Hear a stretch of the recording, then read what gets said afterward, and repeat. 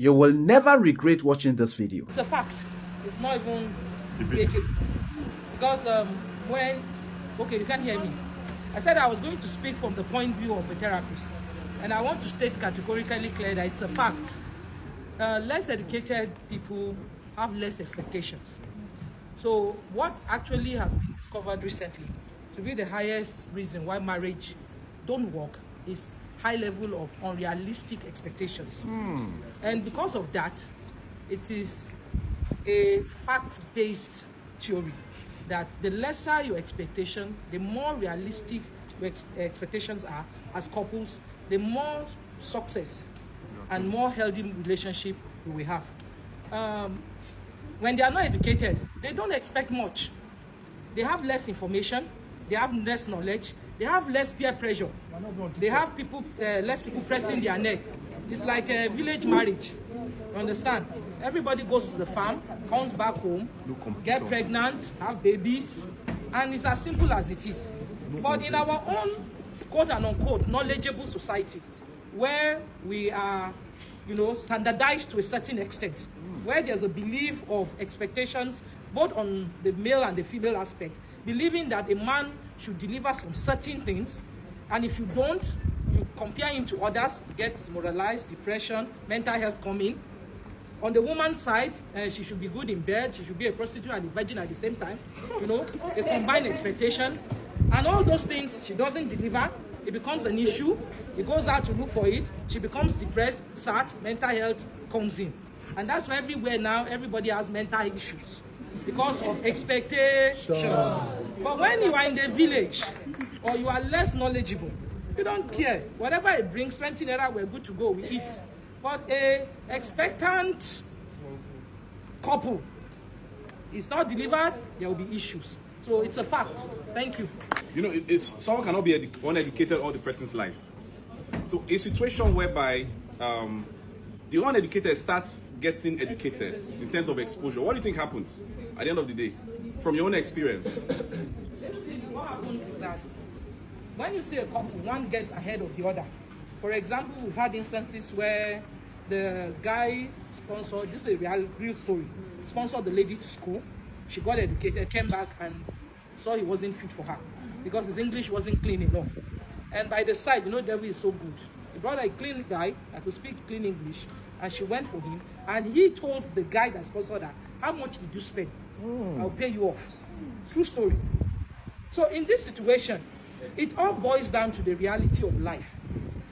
Is the guy, and I'm going to say this for free, you don't need money for it. If your husband or wife is moving ahead, move ahead fast. There's no option. No option. Because when you are on a different level as a couple, your success rate is low, and the risk for separation or divorce is high. So I see couples that work when the man is going up, he puts his wife, or when the wife is going up, she puts her husband. But if, for example, you now decide in this case that is saying one gets educated or one gets knowledgeable than the other, there's a tendency of separation. There's no two ways about that. But like I said, I'll repeat myself for free. You're moving ahead, move ahead with your spouse. If not, it can't work. I've always had this theory that the burden of intelligence or the cost of intelligence is counterintuitiveness. And that is, this particular thing, but you're trying to have doubts around it to be 100% sure that this thing is true or not. And this particular question responds to the Maslow's law of hierarchy. I don't know how many of us know Maslow's law of hierarchy. At the rung of that ladder is physiological needs, food, shelter, clothing. So everybody at that point is thinking about survival, nothing more. When it goes higher, you see safety. When you go higher, esteem. When you go higher, self-actualization and all that. So when it comes to the couples and all, most of them are in that marriage from a place of ignorance. It is only when you are introduced or exposed to a certain thing in life that you realize that you like this thing. Most of us think that afang soup or fisherman soup is our favorite because maybe you have not tasted Italian pasta or something else. So when you leave that particular environment, the situations and the contextual framework of environment and go to somewhere else and see that this is better, you are always craving more. Economists said that the human wants are what's insatiable. So with more knowledge, with more experience, with more exposure, comes with the wanting for more. You start realizing that your partner is not all you need. Then, a summary of what I'm saying. If you are getting married to someone right? Or maybe you are trying to become a partner with someone, you should first love them for who they are, before what they are. Because who they are is what will remain at the end of mostly everything. They will build from who they are, they will change from who they are. Even if they are going to derail, they are not going to derail too much from who they are. So we should focus our romantic engagements and connections based on who the person is and build from there. That's what I have to say. Thank you. Wow, you're all listening to me. That's so nice. Okay, so I will start by saying that women are very picky. And it is good. If they were not picky, we will still be living in caves. We will not have all these skyscrapers, all these transistors, all these fancy inventions, if it were not the fact that women were picky. So the question is about education. By saying that women are more picky, an uneducated woman has a high level of tolerance. The more educated you get, the less tolerant you become, because of the more exposure you have consumed. And between the two partners, it is the woman who is more selective. And so she will find the need to drive the man to improve himself. All a man needs to feel alive is food and sex. He does not need to be. So if he's given these two things, it's okay.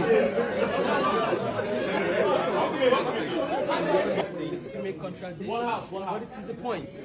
Men are simple. If you give them these two things, they will not find the need to improve. They will not find the need to self-actualize.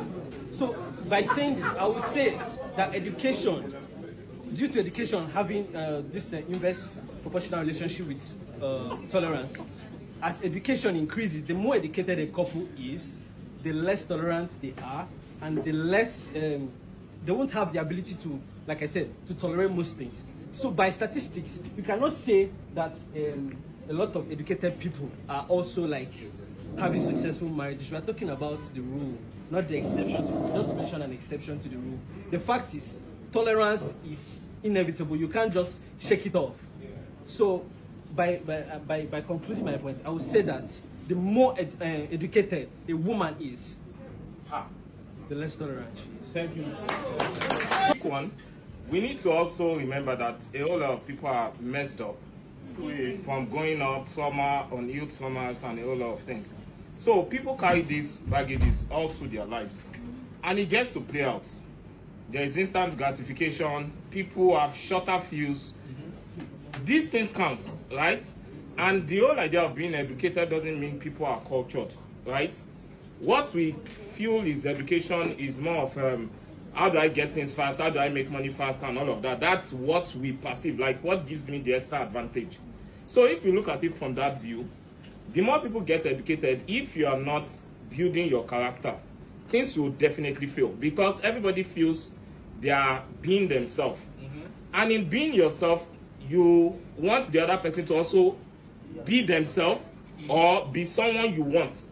So everybody wants the individualism, right?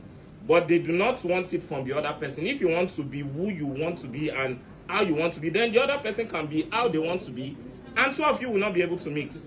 So there is need for character development. If the whole sense of I'm educated is I go to school, I do this, I do that, things will definitely fail, and they're already failing.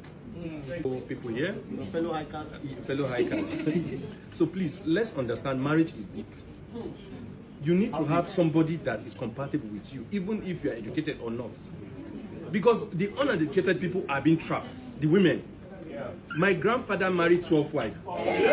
Is it that you think the first one does like what he has done? No, because she's trapped and she cannot say anything. If she goes to her parents, they compel her to that condition. But now, if she gets married to, she understood that this is her destiny. That is why she's not complaining. And then the man knows that, oh, I can go out and marry more wives. He gets away with that. But in this educative or our education system, you understand, okay, my wife doesn't want this, and my parents will not even take it. Why am I marrying 2-3 wives when I can get same from this person? And then there's understanding. And then you know that this lady you are going to meet is going to give you what you want, your child, or be the mother of your child. So why are you going out? So let's understand the intrigues of marriage Not just say, okay, the uneducated ones last better than the educated ones. No, it's because you are looking for something in Sokoto while it's in Sokoto. So are you saying missing the point? Yeah. It has to be about exposure, not education. I've been married for 12 years. Good one. The first one is compatibility. If you are not getting it right, whether you are educated, you are rich, you are poor, you will not get it right. So the thing is, everybody should identify the fact, everybody, there is a different woman for every man. The moment you get the mismatch, there's problems. There are women that will not mind their husband to have side chicks. They will not mind so far he's taking good care of the house. There are some that are CIA. They want to know everything that is going on in your life. That's yeah, no. FBI is lower to CIA. They are interested in where you are, who you are talking to, and which is very unhealthy. So I won't really say it's education, because even those who do not have that solid education background. And another thing is this, I'm sorry to say this, but I'm going to say the most dangerous woman that you can choose to spend the rest of your life is the one that is more ambitious than you. Yes. Why? That's the most dangerous woman that a man can be with, one that is more ambitious than the man itself. That's a fact. Thank you. Thank you. No way we can separate. There's really no way we can separate education from exposure. It goes side by side. Yeah. And it's so unfortunate already. I think in agreement with what my brother said earlier on, the other brother said earlier on, what we already have as a definition of education in Africa, in Nigeria specifically, is all about how do I make money in life. Whereas in countries that are well developed, they've gone ahead of us.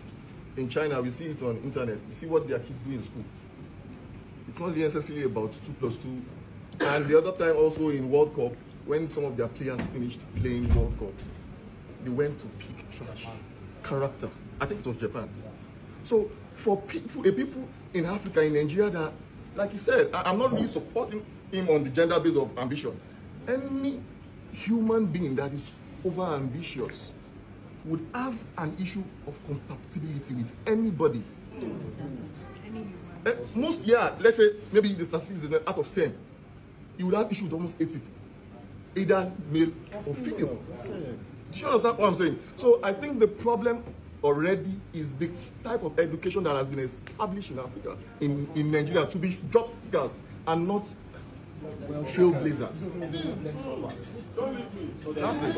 Yeah, there's a problem already with our educational system. From what the British gave us, unfortunately, we have not emancipated ourselves yet from the mental slavery.